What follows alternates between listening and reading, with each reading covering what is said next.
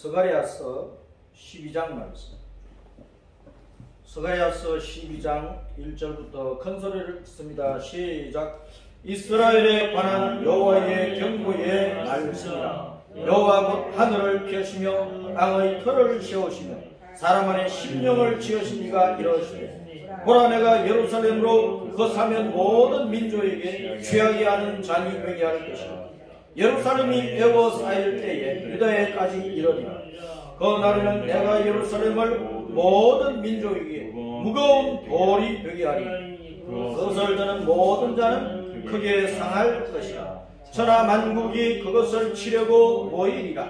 여호와가 말하노라. 그날에 내가 모든 말을 쳐서 놀라게 하며 그 단자를 쳐서 미치게 하되, 유다 족속은 내가 돌보고 모든 민족의 말을 쳐서 눈이 멀게 하리니, 유다의 우두머리들이 마음속에 이르기를 예루살렘 주민이 그들의 하나님 만군의 여호와로 말미암아 힘을 얻었다 할지라. 그날에 내가 유다 지도자들을 나무 가운데 가로 같게 하며 곡식단 사이에 횃불 같게 하리니, 그들과 좌우에 에워싼 모든 민족들을 불살을 것이며 예루살렘 사람들은 다시 그 본 곳 예루살렘에 살게 되리라.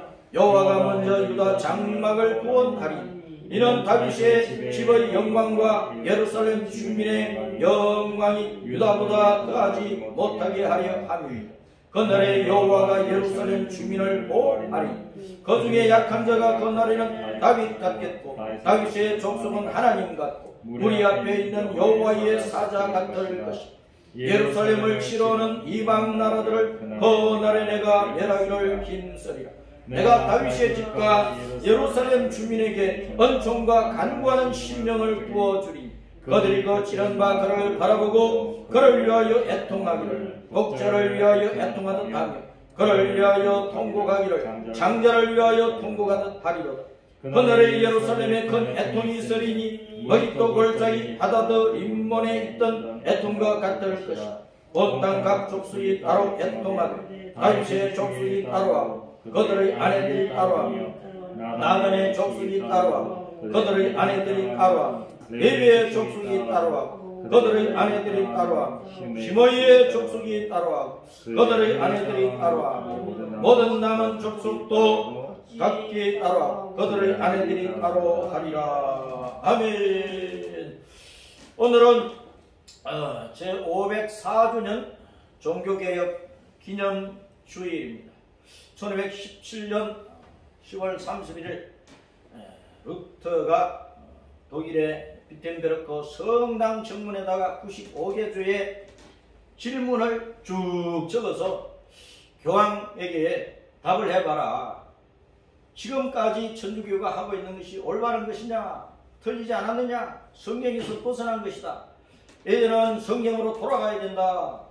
오직 주 예수님밖에는 구원의 길이 없다. 그것을 외쳤어요. 그래서 오늘날 500년이 지난 이후에 우리 기독교회를 살펴보고 온 세계 교회를 살펴보면 많이 빗나간 부분들이 많고 또 고쳐야 될 부분들이 아주 많아요.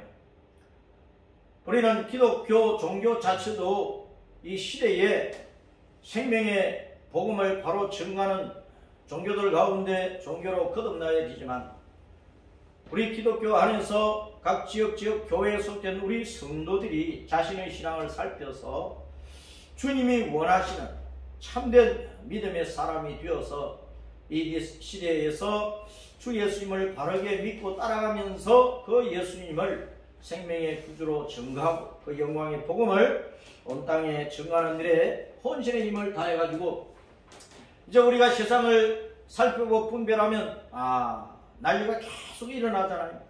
주님 오실 때가 너무나 가깝다는 것을 우리가 알 수가 있는데, 자, 그러므로 우리는 예수님을 맞이할 준비를 하는 신부로서 자신을 잘 단장을 해야 된다는 것입니다. 따라서 합시다.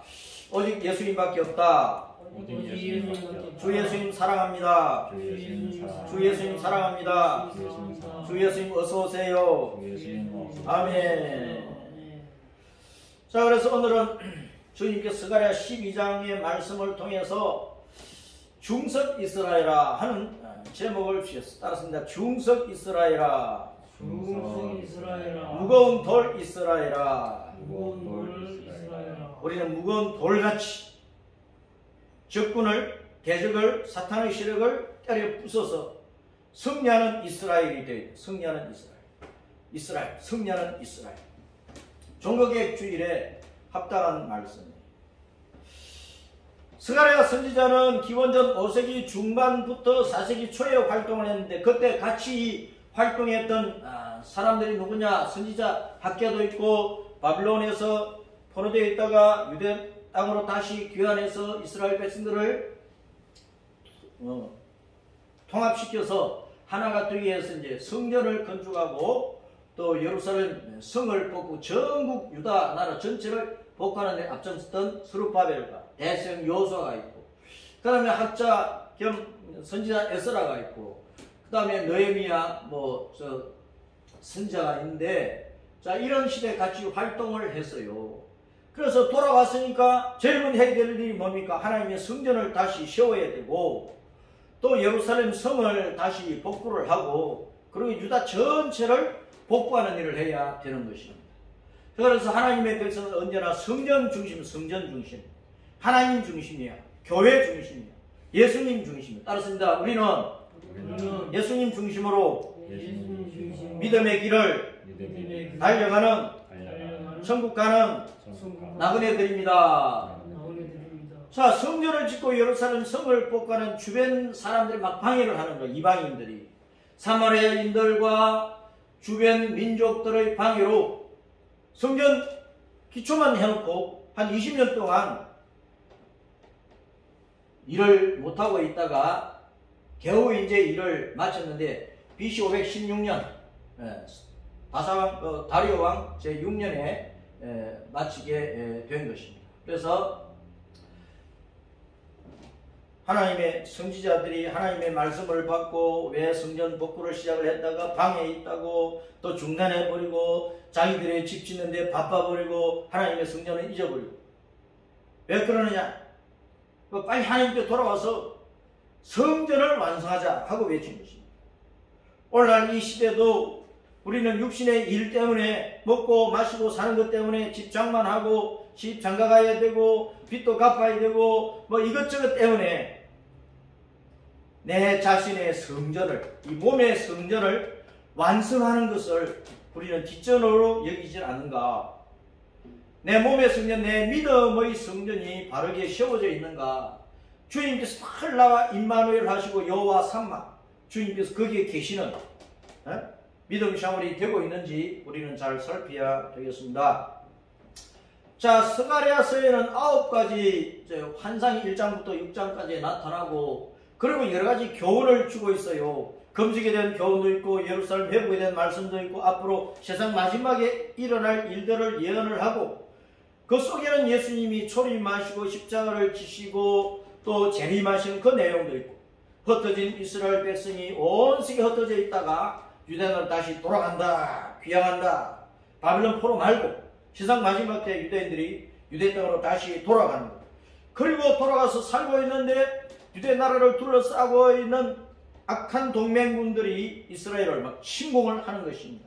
그래서 유대인이 그 침공 속에서 회개할 사람 회개하고 그 환난을 이기면서 구원받는 사람이 구원받는데, 그것은 이제 12장 13장에서 말씀을 해놓고, 최종적으로 14장에 가면 예수님이 재림하셔서 세상을 심판하시고 자기의 왕국, 천년왕국을 이루실 것이다 하는 것까지 스가랴서의 예언이 되어 있는 거예요. 그래서 이 스가랴서는 아주 중요한 말씀입니다. 이 스가랴서와 요한계시록을 잘 연결시켜 가지고 종말에 대한 주님의 계시를 이해를 할 수 있도록 해야 돼요. 10장에 이스라엘이 온 세상에 흩어졌다가 2000년 동안 흩어져 있다가 귀향해서 귀국해서 이스라엘을 건국하는 것을 예언을 했고, 11장이 예수님 십자가 대속으로 이제 복음이 온 세상에 전파되고, 그런데 이제 마지막 때 교회가 타락하는 것까지 예고를 하고 있어요. 그게 오늘날 우리들의 모습이란 말입니다. 12장에 가면은 주변에 악한 동맹군들이 이스라엘을 침공을 하는데, 주님께서 이스라엘을 따랐습니다. 무거운 돌로 삼아서 그 이방 군대를 막 박살내게 하시는 거예요. 무거운 돌을 한자로 말하면 중석이라, 중석.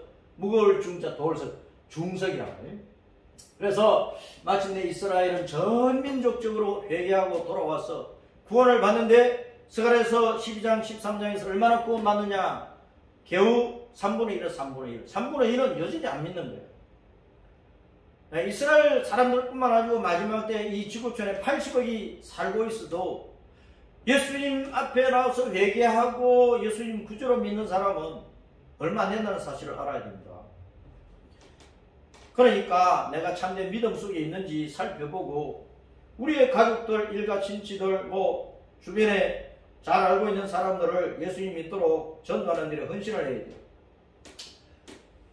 환난 때에, 마지막 때에 죽을 지경에서 우리는 어디로 피해야 되겠습니까? 홍수 심판 때에 노아의 가족들이 8 식구가 배심동 방주를 지으면서 계속 주변 사람들에게 방주로 들어가야 된다, 홍수 심판 난다 전해 말입니다. 전했는데도 사람들이 비아냥거리고 침뱉고 돌질하고 지어놓으면 부수고 그런 짓만 했지 방주수로 안 들어간 거예요. 오늘날도 아무리 예수님 믿으래도 비아냥거리잖아요. 우리 주님은 하늘을 피신 분입니다. 땅의 틀을 세우시고 사람 안에 영을 지으신 분이라. 사람은 육체만 있는 게 아니고 영적인 존재라면 영체가 있다면 그 사람은 육체고 고기 덩어리고 속 사람은 영이야 영. 영은 하나님과 교제하도록 되어 있는 것이라 말입니다. 그런데 사람들이 하나님을 떠나서 사니까 육체만 남아있잖아요. 육체만. 홍수 심판 때처럼 사람들이 육체만 남아있는 거예요. 그러니까 여호와는 누구냐? 하늘과 땅과 사람과 만물을 창조하신 창조주야. 그 만물을 창조했기 때문에 통치하는 왕이란 말이에요. 왕, 주님이시란 말이에요. 여호와는 주님이시라는 뜻이에요. 그리고 여호와는 왕이시니까 나중에 악한 것들을 다 선악간에 분별을 해서 심판을 하시는 심판주가 되시는 거예요. 그 심판을 심판하고 살릴 것을 살려가지고 만물을 회복을 하는 재창조자로서 새로운 하늘과 새로운 땅과 새로운 사람, 새로운 만물을 만들어버립니다. 여기에 들어가는 것이 천년왕국이고 새하늘과 새 땅이라고. 그러니까 멸망할 이 땅에서 우리는 잘 살려고 발버둥을 쳐야 되기는 하지만 예수님을 놓쳐버리면 이 세상이 멸망할 때 같이 멸망을 해버리는 거예요. 예수님을 붙들어야 이 세상이 멸망할 때 멸망하지 않고 새하늘과 새 땅 주님께서 새롭게 회복하시는 그 나라에 우리가 들어가서 영원히 왕으로서 통치하시는 그 주님의 은혜 가운데서 왕노릇하는 그런 삶을 살 수가 있다. 어느 것이 좋습니까? 예수님 놓쳐야 됩니까? 붙들어야 됩니까? 붙들어야 돼요. 예수님은 꼭 붙들어야 돼요. 스가랴 12장 2절에 보면 예루살렘이 에워싸인다. 에워싸인다. 주변 군대에게 동맹군들에게 에워싸인다. 그때 유다에까지 이르리라. 예루살렘만 에워싸는 것이 아니라 유다 전체를 공격한다 그 말입니다. 요즘 미사일을 쏴버리면 여기서 미국까지도 가버리는데 주변 나라들 그 이스라엘 조그마한 그 땅덩어리에 예루살렘만 공격을 하겠어요? 이스라엘 전체가 공격권에 들어가는 거지. 12장 3절에는 천하 만국이 그것을 치려고 이스라엘 주변에 수많은 나라들이 지금요 세계 정세를 보면은 러시아, 터키가 하나 되어 있잖아요. 이란이 이스라엘을 막 없애버리려고 핵무기로 없애버리려고 하고 있잖아요. 이스라엘 주변에 아랍분들이 다 둘러싸고 있고 그 사람들은 거의 이제 회교권이 회교권.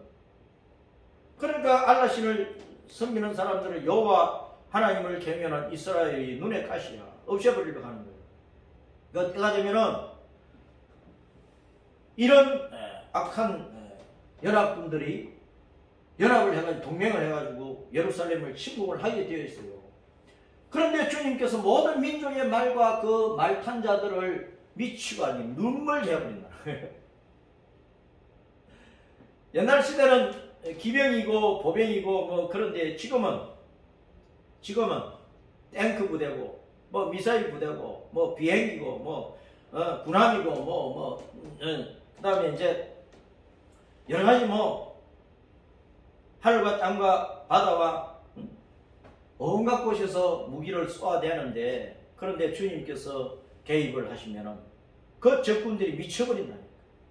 허둥대다 다 망하게 되어 있어. 서울의 10장 9절에 예루살렘을 치러오는 이방 나라들을 그날에 내가 멸하기를 누가 쳐버려요? 여호와 하나님께서. 그렇다고 하면은 지금도 우리가 여러 가지 어려움과 환난을 당할 때 우리를 지켜주시는 보호자는 참 보호자는 누굽니까? 여호와 하나님. 예수님 우리를 지켜주시는 거예요. 건강이 언젠가는 무너지고 돈도 언젠가는 날아가 버리고 친구도 언젠가는 막 쌩 돌아서 버리고 내 곁에 있던 남편도 아내도 언젠가는 떠나가잖아요. 자식도 언젠가는 떠나가잖아요. 대통령이 나를 지켜줍니까? 어떤 큰 기업의 회장이 나를 지켜줍니까? 그 무엇이 나를 온전하게 지켜서 영생복락 천국으로 갈 수 있도록 하시느냐고. 예수님밖에 없다. 예수님밖에 없다. 그럼 세상의 모든 것도 우리가 진리 안에서 믿음 안에서 우리 삶에 필요한, 우리 신앙생활에 필요한, 하나님을 경외하고 섬기는데 필요한 대로 우리가 사용을 해야 되고 사용을 해야지 시상 그대로 우리가 종로로 가면 안 되는 거예요. 거기 질질 끌려다니면서 예수님 놓쳐버리고 천국도 없이 살면 안 된다는 거예요. 땅에 있는 모든 것 하나님이 무엇을 주시든지 그것을 하나님의 영광을 잘 사용을 하고 우리 믿음에 유익하도록, 내 영혼에 유익하도록 사용을 해. 권세든 명예든 지식이든 뭐 돈이든 건강이든 미모든 뭐든지 간에 어떤 재능이든지 간에 내 영혼의 유익과 주님의 영광을 위해서 잘 선용을 하고 우리는 그러면서 붙들어 들춘 예수님이야. 영원한 안전지대는 예수님 품 안이고 영원한 반석은 예수님이고 영원한 보호자는 예수님밖에 없는 거예요. 방주 안에 들어가야 살아나듯이 오늘날 방주는 예수님 품 안이란 말이에요. 예수님 품 안. 예수님 속으로 우리는 빨리 들어가야 되는 거예요. 내가 예수님 밖에 있으면 안 되는 거예요. 주일도 없고 성경도 없고 찬송도 없고 기도도 없고 내 주인의 마음대로 살면 난 아직 예수님 품 안에 못 들어갔어. 예수님 밖에 있는 거야. 교회를 다녀도. 예수님 믿는다 해도 내가 예수님 안에 들어가 있는지 밖에 있는지를 알아야 된단 말이에요. 내가 예수님 심령 안에 들어가 있을 때 예수님께서 요한복음 17장에서 무엇을 위해서 기도했습니까? 아버지께서 아들 안에, 아들이 아버지 안에, 아들과 아버지가 성령 안에, 성령이 아버지와 아들 안에, 성부, 성자, 성령이 같이 있는 것처럼 이 땅에 있는 내 제자들도, 이 땅에 있는 제자들을 통해서 복음을 받아서 구원받은 모든 성도들도 다 아버지 안에, 내 안에, 성령 안에, 우리 안에 있게 하옵소서. 우리 안에 있게. 언제나 예수님과 연합되는 것을 원하셨다고 합니다. 내가 예수님 밖에 있는지 예수님과 한 몸으로 연합되어 있는지 내 신앙을 살펴야 되는 거예요. 그래야 우리가 안전하게 되는 것입니다. 주님께서 이스라엘 주변에 있는 이방인들이 막 이스라엘 예루살렘을 침공하고 유다를 막 쑥대밭으로 만들어 버리려고 할 때 주님께서 그 이스라엘을 어떻게 하시느냐? 따라서 취하게 하는 잔, 무거운 돌, 곡식단 사이 횃불, 나무들 속에 화로, 그렇게 만들어 버린대. 그 뜻은 뭐냐? 유대인들을 침략하러 온 사람들이 오히려 미치고 막 환장하게 되는 거야. 술 취하고 비틀거리고 쓰러지듯이 되어버리는 거야. 주님께서 그렇게 해버리는 거야. 그래서 유대 군대가 이스라엘이 오히려 이방인들을, 연합군들을 막 짓밟아 버린다는 거야. 또 중성으로 만들어주니까, 무거운 돌로 만들어주니까 이방인 군대들이 와서 예루살렘을 들어서 엎어버리려고 했어. 유다들은 전체를 들어서 지중해로 막 던져버리려고 한 거야. 그런데 그렇게 하려고 하던 이방인들 오히려 그 돌에 깔려 죽는다. 이방 군대가 다 깔려 죽는다. 주님께서 그렇게 만들어버리고. 또 나무들 사이에 화로가 끼게 마른 나무 속에 화로가 있으면 마른 나무가 얼마나 잘 타겠어요. 그러니까 이방 군대가 아무리 유대인들을 다 죽여버리고 이스라엘 나라 자체를 이 땅에서 없애려고 해도 주님께서 보호하시니까 오히려 이스라엘을 없애려고 했던 자들이 불타버리는 나무처럼 없어질 것이다. 또 곡식단 사이, 마른 곡식단 사이 횃불처럼 해버리니까 마른 곡식단에 횃불 던져버리면 곡식단도 다 타버리는 거지. 이방 군대를 그렇게 멸망시켜버리겠다. 누가 멸망시켜요? 주님이 그렇게 하십니다. 여호와 하나님이 그렇게 하시는 거예요. 그러니까 우리는 내가 아무리 약해도 아무리 없어도 아무리 밑바닥 인생이라도 주님이 나와 함께 하시면 우리는 승리한다고 말이에요. 그 믿음을 가지고 이 세상의 모든 환난을 이기고 나아가야 됩니다. 주님께서 그렇게 해주시겠다니까 이스라엘이 힘을 얻는 것이, 우리도 힘을 얻는 것이 그렇잖아요. 주님께서 이기게 해주신다는 거예요. 너희를 취하게는 잔으로 만들고 무거운 돌로 만들고 마른 나무 마른 곡식단 사이에는 화로처럼 횃불처럼 만들어준다. 그러니 힘을 얻는 거예요. 주님께서 유다 족속은 내가 돌본다. 유다의 우두머리들이 우리들의 마음속에 말하기를 예루살렘 주민이 그들의 하나님 만군의 여호와로 힘을 얻었구나. 지도자들이 그것을 보게 되고 인정하게 된다는 거예요. 예루살렘 사람들은 다시 본 곳 예루살렘에 살리라. 마지막 때도 구원받은 모든 성도들은 새 예루살렘, 천연왕국 예루살렘, 저 샤누라시아 땅 하늘의 예루살렘에 들어가 살게 되는 거예요. 그런데 여호와가 먼저 유다 장막을 구원하고 그 다음에 나중에 이제 지도자를 구원하는데 그날에 여호와가 예루살렘 주민을 보호하리라. 유다 장막 구원해놓고 예루살렘 주민을 보호하리라. 유다 나라 전체 백성들을 구원을 해놓고 그 다음에 예루살렘 주민을 보호하신다. 서울을 먼저 보호해놓고 대한민국 나머지 백성들을 보호하는 게 아니고 대한민국 전체 백성을 먼저 딱 구원을 해놓고 서울을 지켜준다. 그런 뜻이라. 그 약한 자부터 보호하시는 거예요. 약한 자부터 주님께서. 서울에 있는 사람들은 강한 자들 아니에요. 도서지방에 있는 나이 많은 80대 90대 노인들은 약한 분들 아니에요. 성교회가 얼마나 약합니까? 성골짜기 교회가 얼마나 약합니까?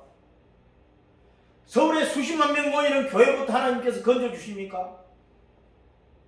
가장 낮은 곳에서 주님을 의지하고 가장 비천한 자리에서 주님만을 붙들고 그런 성도를 먼저 구원해 주시는 것이 마땅하지. 유다 장막을 먼저 구원하는 그 말은 일반 백성을 먼저 구원하시고 그 다음에 예루살렘 주민을 구원하고 마지막으로 다윗 왕가를 구원하는 다윗 왕족을 마지막으로 구원하시는 거예요. 그러니까 주님은 약한 자에게 마음을 많이 쓰시는 거예요. 부모들도 육신의 부모들도 10자녀가 있는데 가장 약한 자녀가 있으면 그 자녀에게 마음이 쓰이는 거예요. 강한 자녀는 뭐 내버려둬도 자기 힘대로 하거든. 약한 자, 그 다음에 이제 다윗 왕같이 강하게 하신다. 약한 자를 다윗 왕같이 강하게 하신다. 왕권을 부어주시는 거, 왕노릇하게 하시는 거. 우리가 이 땅에서는 약한 자죠, 비천한 자죠, 막 짓밟히죠, 비아냥거림을 당하고 헐떡덤을 당하고 쑥덕거림을 당하고 그래도 우리가 천연왕국 샤누베샤 땅에 들어가면 왕노릇 한다니까.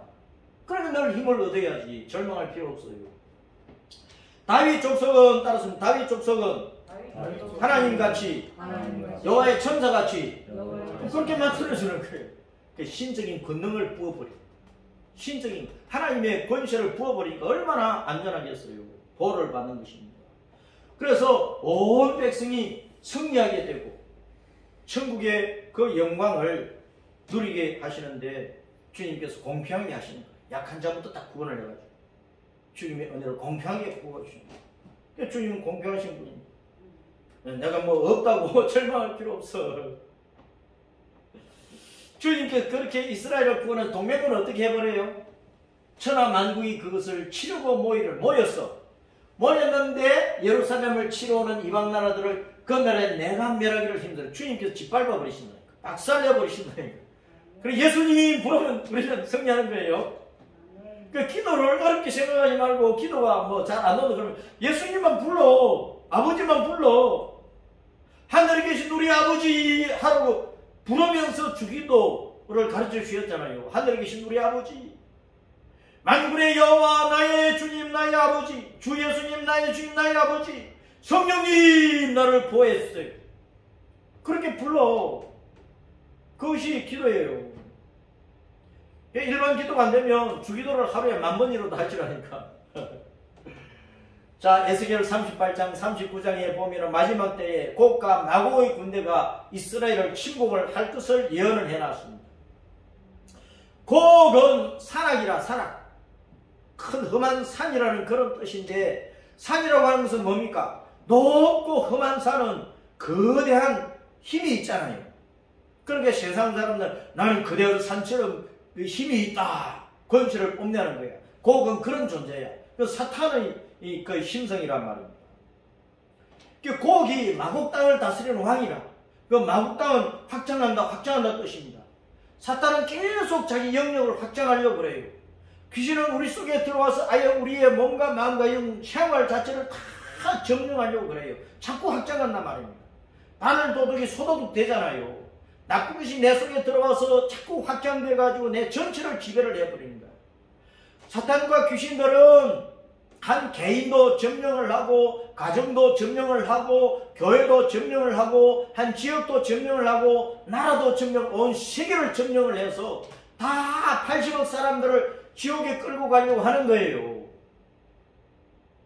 예수님은 사도들을 통해서 복음을 땅끝까지 전파하라. 복음으로 온 세상에 확장되어 가지고 천국 갈 백성들을 구원하라고 하셨는데, 사탄이 그걸 가만 내버려 두겠습니까?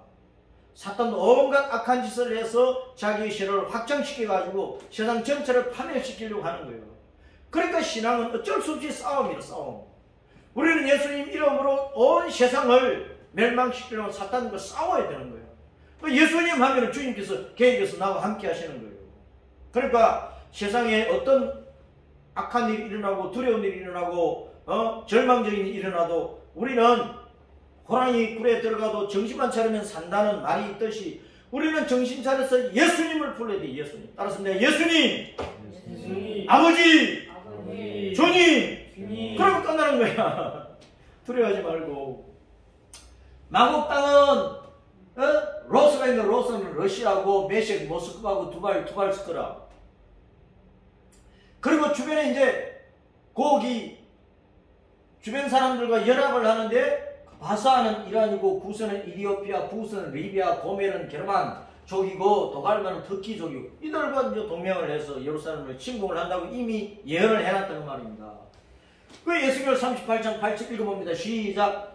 여러 날 후 곧 말년에, 여러 날 후 곧 말년에 내가 명령을 받고 그 땅 곧 오래 황폐하였던 이스라엘 산에 이르리니 그 땅 백성은 칼을 벗어나서 여러 나라에서 모여 들어오며 이방에서 나와서 다 평안히 거주하는 중이라.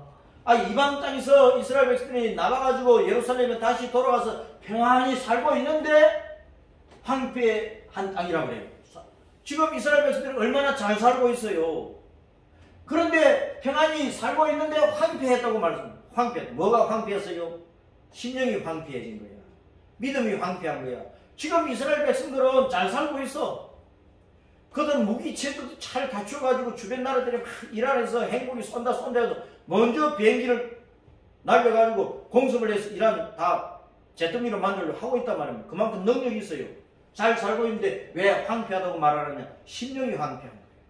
이스라엘은 아직도 민족적으로 예수 믿어야 안 믿어요? 안 믿어. 모세만 믿는 거예요. 율법만.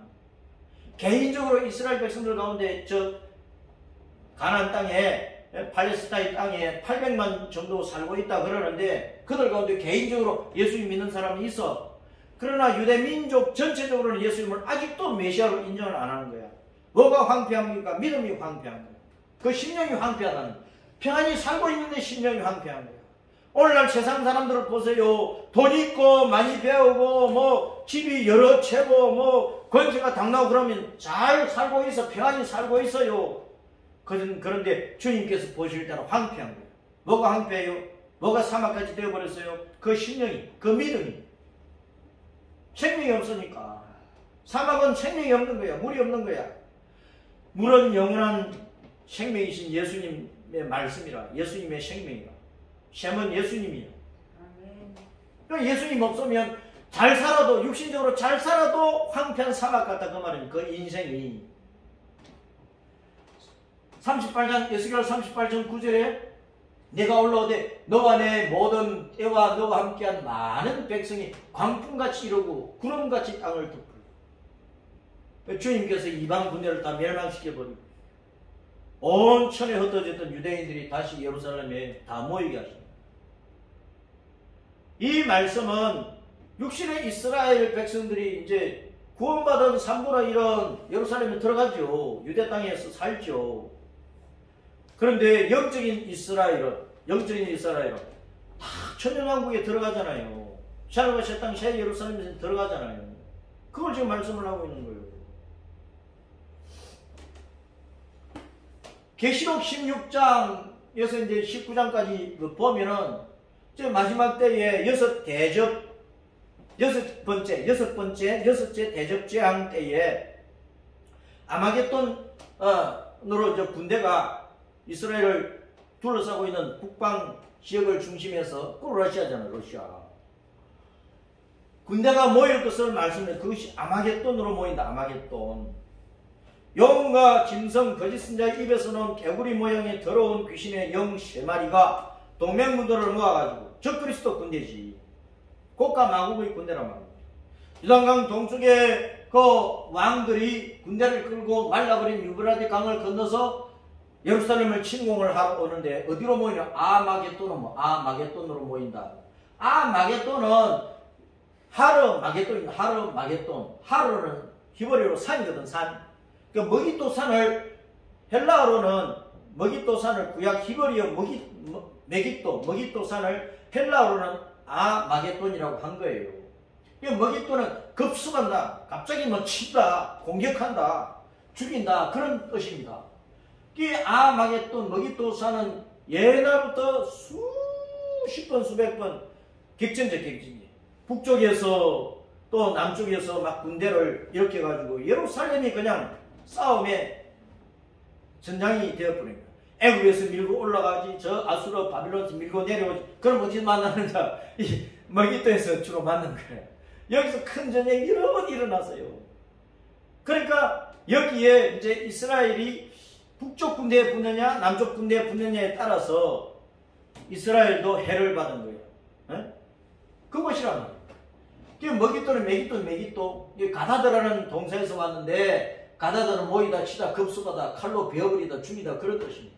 그러니까 적그리스도 군대가 이제 이스라엘을 침략을 하려고 하지만은 주님께서 이스라엘을 보호하시니까 주님께서 적그리스도 군대를 물리쳐버리니까 적그리스도에 전멸하게 되는 것이고 짐승 적그리스도와 거짓 선자는 유황불못에 던져지고 그 모든 군대는 예수님의 입에서 나온 칼에 말씀으로 주님께서 말씀하면 다 죽어버리는 거예요.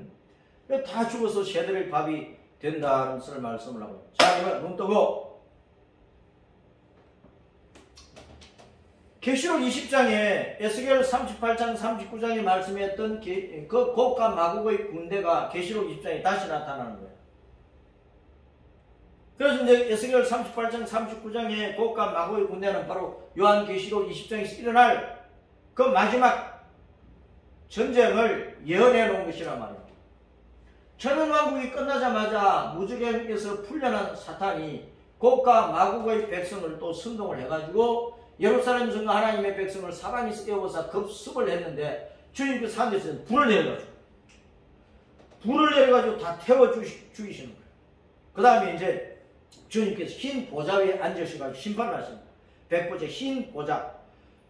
그 왕의 그 자리가 아주 하얗게 빛나는 자리인데 그 흰 보좌 위에 주님께서 앉으셔가지고 온 세상을 이제 심판하시는데 그때 사탄이 먼저 마귀가 먼저 유황불못 지옥에 던져지고 그 다음에 이제 엄부에 캄캄한 엄부에 있던 그 모든 죽은 영혼들이 부활을 해서 최종적으로 이제 지옥불에 그들의 그 일생의 죄를 따라서 형벌이성에서 지옥불에 던져지고 짐승 적그리스도와 거짓 선자는 아마겟돈 전쟁 때 이미 던져졌습니다. 그래서 이제 악인의 부활과 심판에 악인의 부활과 심판이 있다는 요한복음 5장 29절의 말씀이 딱 성취가 되고 끝나게 되는 것입니다. 그래서 성경은 한치도 한 획도 틀림이 없이 이루어지는 것입니다. 자, 그래서 자 보세요. 이스라엘이 무거운 돌이 된다, 중성이 된다는 것은 뭐냐? 임마누엘 하나님의 보호 속에 있는 이스라엘, 이긴 자의 뜻은 이긴 자잖아. 그 이스라엘을 누가 감히 멸망시킬 수 있느냐? 없다는 것입니다. 이스라엘을 하나님께 중석으로 삼아버린다. 그 말은 우리가 하나님의 은혜 가운데 있고 하나님의 품 안에 있을 때 하나님께서 우리를 절대적으로 보호하시기 때문에 우리를 죽일 수 있는 권세가 없다. 사탄도 멸망하고 거짓 선지자도 멸망하고 모든 이제 사탄에 쫄린 귀신들도 다 지옥에 쳐버리니까.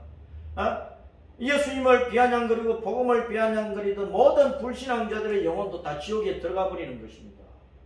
그럼 우리는 안전하게 보호를 받는 거예요. 그래서 이스라엘을 들어서 지중해 바다든 갈릴리 호수든 던져버리려고 하는 자들, 오히려 무거운 돌이 된 이스라엘에 깔려 죽는다. 하나님이 심판해 버리신다. 그런 뜻이다. 그래서 이제 이스라엘이 무거운 돌이 된 것은 바로 이제 생돌이 반석이잖아요. 예수님이잖아요. 그 생돌, 반석인 예수님 품 안에서 하나로 연합이 됐기 때문에 온 우주에서 예수님을 이길 세력이 없다. 그 말입니다. 이스라엘은 최종적으로 승리한다. 그 말입니다. 생돌 예수님 안에서 연합하여 무거운 돌이 된 이스라엘 이긴 자는 바로 하나님의 백성인데 그들을 죽일 수 있는 권세가 없다는 것을 말씀을 하고 있습니다. 그러니까 환난과 심판이 오고 해도 우리는 두려워할 필요 없어요. 예수님 품 안에 있으면 예수님 우리를 무거운 돌로 삼아주시오. 그래서 우리를 대적하는 세력을 다 박살을 내게 하신다. 그 말입니다. 자, 그래서 이 말씀들을 쭉 보면 마태복음 16장 18절에 내가 이 반석 위에 내 교회를 세우리 지옥의 권세, 그 어둠의 권세를 이기지 못한다. 누가 너희 하나님께서 택하신 자들을 고발하리요? 누가 정죄하리요? 누가 우리를 그리스도의 사랑에서 끊으리요? 이 모든 일에 우리를 사랑하시는 예수님으로 말미암아 우리가 넉넉히 이긴다. 우리를 우리 주 그리스도 예수 안에 있는 하나님의 사랑에서 누가 끊을 수 있겠느냐? 따라서 승리는 우리의 것이다. 승리는 예수님 안에 있는 성도의 것이다. 할렐루야. 그래서 우리가 항상 이기는 중석이 되어야 되는데, 무거운 돌이 되어야 되는데, 항상 이기는 중석이 되려면 조건이 딱 하나 있어. 알았습니다. 회개하자. 회개를 잘하자. 회개를 잘하는 것은 내 믿음을 깨끗하게 하는 것입니다. 거룩한 신자가 되는 거예요. 믿음의 거룩성을 회복을 해서 성화되는 것이란 말이에요. 그 회개는 누가 합니까? 회개는 누가 해야 돼? 내가 하는 거야. 각각 무더기로 하는 게 아니고 각각 온 땅의 각 족속이 각각 한 사람 한 사람이 다 자기의 죄를 보고 성령께서 깨닫게 해주시니까 말씀 안에서 내 죄가 드러나니까 철저히 주님 앞에 회개하라고 말이에요. 첫째는 누가? 아까 주님께서 연합 군대들이 예루살렘 에워싸고 막 유다를 쑥대밭을 만들어 때 누구부터 구원해 주시느냐? 백성들부터 구원을 해 주셨는데 회개는 누구부터 해야 되느냐? 왕부터 해야 되는 거예요. 지도자부터 해야 되니까. 지도자들의 죄가 큰 거예요. 이 땅에 어느 나라의 지도자든지 하나님 앞에 다 죄인들이야. 대통령이 죄가 크다 그 말입니다. 장관들의 죄가 큰 거야. 기업체 회장들, 이 세상 어떤 단체장들, 교회의 당회장, 노회장, 총회장 이런 지도자들의 죄가 큰 거야. 지도자들 하나님 앞에 무릎 꿇어야 된다 그 말이야. 하나님 앞에. 왕의 가족이 다윗의 족속이 각각 회개하고 그들의 아내들이 따로따로 회개하고 자식들이 따로따로 회개해야 된다 그 말이에요. 회개는 각각 하는 거예요.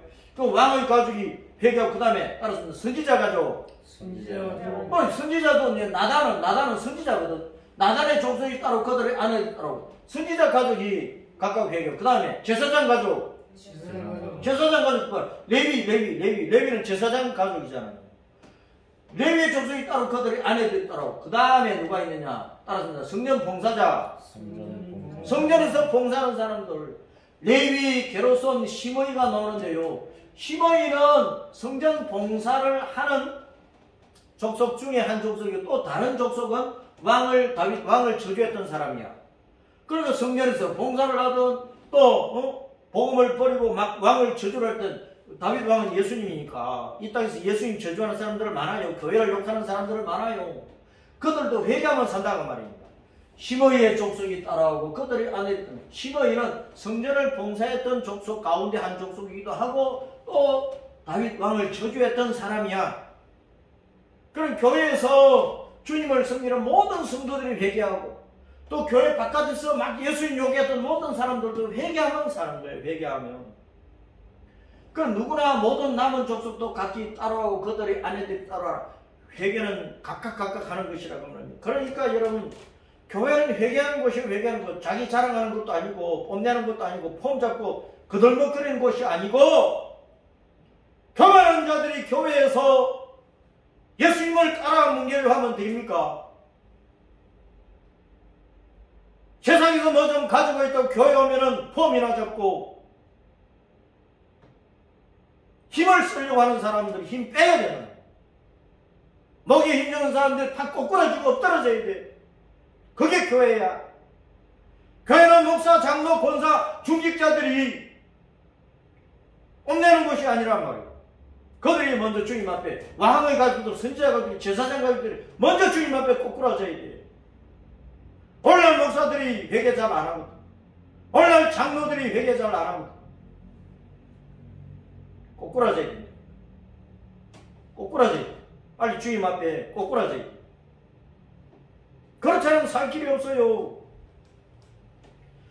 그런데 그렇게 꼬꾸라지고 회개하려면 주님의 은혜가 임해야 돼. 주님의 은혜가 임하면 내 속에는 교만함만 가득 차 있는 거야. 내 자랑하려고만 하고 있고, 세상에서 내가 돈 가지고 있고, 얼마든지 내 자리가 높고, 교회 안 다니도 나는 살만하고, 하나님 은혜가 없어도 살만하고, 이런 사람들은 마음속에 온갖 교만이 들어차 있어. 회개가 안 돼.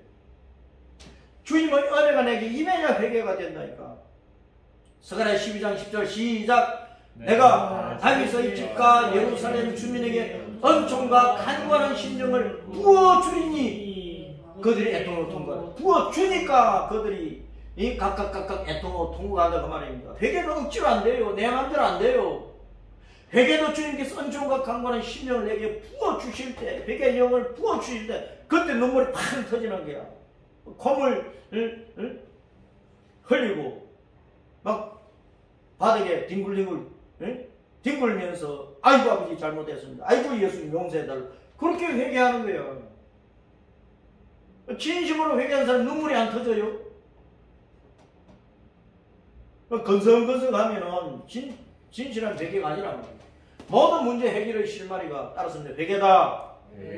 회개다. 살 길은 회개다. 거룩하게 되는 것도 회개다. 환난에서 구원받는 것도 회개다. 마지막 심판에서 구원받는 것도 회개다. 회개 잘하면 돼. 교회 와서 회개 안 하고 자기 자랑만 하려고 하면 안 되는 것이다. 그건 망하는 길이지. 망하는 길. 회개하라 주님이 말씀하시는 거예요. 회개는 죄와 허물과 온고집 귀신의 집을 깨뜨리는 자기 속에 귀신의 집이 많아. 이 세상과 온갖 귀신들과 사탄을 이기고 사망을 증거하고 생명과 평안을 얻고 영원한 고통과 지옥에서 벗어나 천국에 들어가는 첫 관문을 여는 것이 회개란 말이에요. 주님의 마음을 얻어 긍휼과 자비로 주님이 내게 다가오게 하시는 것이 회개란 말입니다.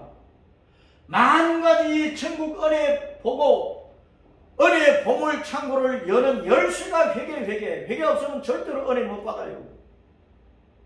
내가 건강하고 돈 많이 가지고 있고 사업 잘 되고 그것이 복이라고 생각하면 큰 착각이에요. 그렇게 살다가 망하는 사람들이 얼마나 많은데, 그렇게 교회 나와서 신앙생활을 하다가 망하는 사람들이 얼마나 많은데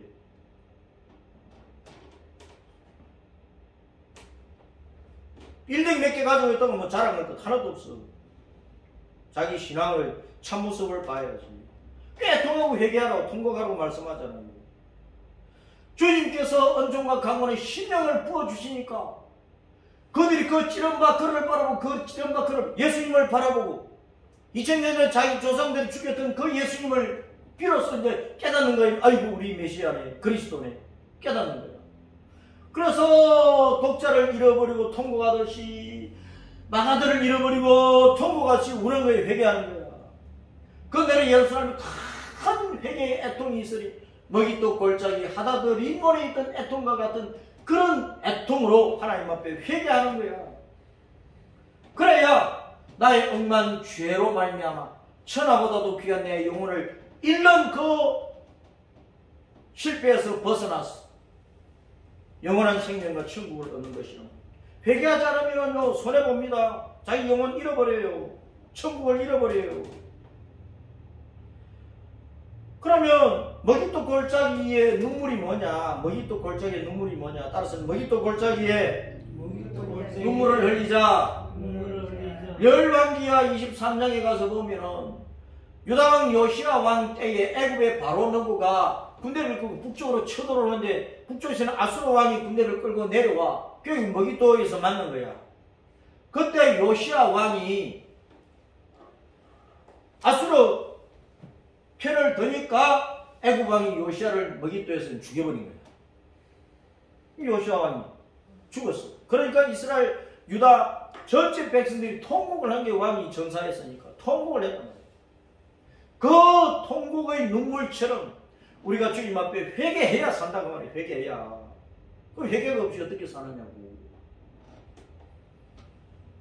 그래서 오늘 흠하게 죽은 그 요시야. 요시야는 여호와가 도우신다는 뜻인데 여호와의 도움을 못 받았단 말입니다.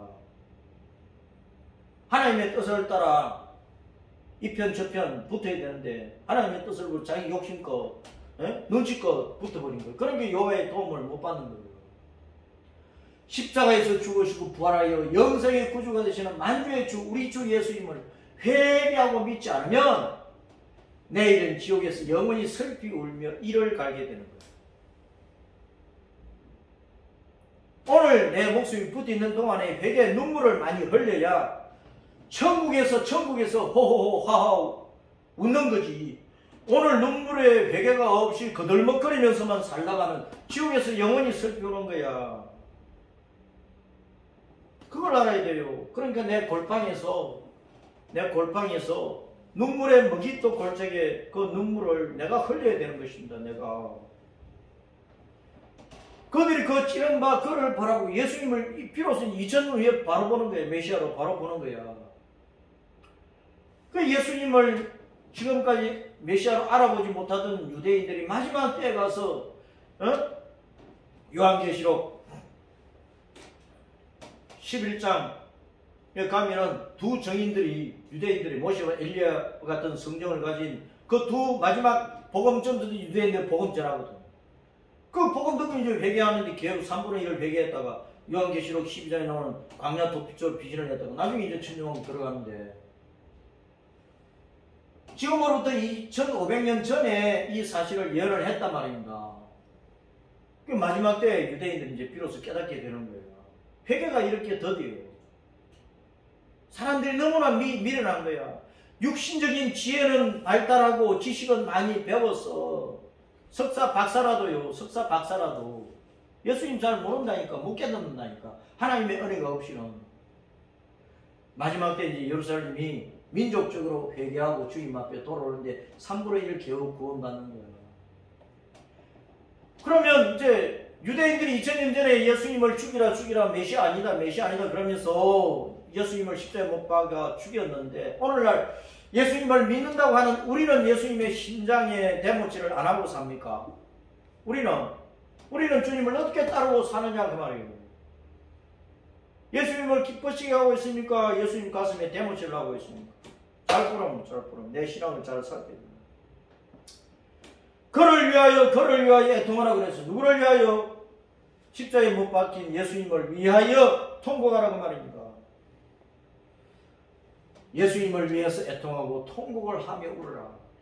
예수님의 기쁨과 영광이 되고 있는가? 예수님께 늘 감사하고 찬양을 돌리고 있는가? 내가 목숨 대지 예수님 살아가고 있는가? 예수님 이름과 그 영광의 복음을 온 세상에 전하기 위해서 내가 헌신하고 있는가? 주님을 위하여 애통하고 회개하고 또 울어야 돼. 성경에 보면은 우는 사람마다 하나님의 복을 받았어. 애통하며 회개하고 우는 사람마다 내가 내 기도를 들었고 내 눈물을 보았다. 시석이의 병을 주님이 고쳐주시고 밤마다 눈물로 내 짐승을 띠 내 혀를 적신하이다. 다윗의 죄를 주님께서 용서해 주시고 눈물을 흘리며 씨를 뿌리는 기쁨을 거둔다. 유대인들이 이제 유대 나라로 다시 돌아오게 된 거예요. 내가 눈물을 흘릴 때 잠잠함이 없어. 눈물을 흘려 회개할 때 주님께서 나를 회복시켜 주십니다. 내 눈물이 주야로 음식이 되었도다. 그럴 정도로 회개할 때 주님께서 살려주시고 복주시는 것. 나의 눈물을 주님의 병에 담으셔서 우리가 얼마나 진심으로 회개하는지 주님이 다 살펴보고 계신다니까. 주님께서 그들에게 눈물의 양식을 먹이시며 나는 눈물을 마시게 하셨나이다. 눈물의 양식을 먹어야 진짜 하늘나라의 영생 복락을 누릴 수 있습니다. 따라서 웃음은 보약이나 울음은 영생 복락 천국이다. 우리가 많이 웃는 것도 좋아요. 내 몸에 좋고 건강에 좋고 많이 웃으면 인간관계도 좋아져요. 그런데 그 웃음보다 좋은 것은 뭐냐? 울어야 돼. 울음이에요. 울음. 울어야 회개의 울음을 많이 해야 내 영이 사는 거야. 내가 천국 영생 복락을 얻는 거야. 그 말이란 말이야. 죄 있는 한 여자가 울면서 눈물로 예수님의 발을 씻어서 향기름을 머리 위에 들어 부었을 뿐만 아니라 사도 바울은 교회를 섬기면서 모든 겸손한 눈물로 교회를 섬겼다고 그랬어요. 요한계시록 21장에 우리가 샤넬과 색깔에 가면 눈물이 없어. 주님께서 눈물을 다 닦아버리니까. 눈물이 없어. 눈물이 없는 곳이야. 그럼 눈물 없는 천국에 가려면 이 땅에서는 많이 울어야 됩니다. 이 땅에서는 주님 앞에 많이 울어야 돼요. 그래서 마태복음 5장 4절에 따라서는 애통하는 자가 복이 있다. 위로를 받는다. 그래서 이 땅에서 많이 울어야 돼. 그래 지옥 불구덩이에서 건짐을 받는 거예요. 회개의 눈물을 강물처럼 한강물처럼 흘려야 천국의 경우에 하하하 호호호 히히 웃을 수 있다 그 말입니다. 그래서 마지막으로 중석 이스라엘아 무거운 돌 이스라엘아 주 예수님을 찌르고 찌르는 죄악의 무거운 돌에 깔려 죽지 말고 진실로 회개하고 주 예수님을 믿고 따르고 충성을 했어. 우리를 들어서 바다에 던지려는 진리의 원수들을 우리를 도우시는 주님의 권세로 아주 박살내버리는 이긴 자 이스라엘 무거운 돌 중석이 되어가지고 사탄의 군대를 박살내고 눈물의 먹잇도 골짜기에서 벗어나가지고 주님의 나라 우리의 본향 신천지의 생명 강변을 거닐면서 생명 열매를 맛보는 즐거움을 누려야 되는 것이 할렐루야. 이 은혜가 여러분에게 넘치기를 바랍니다.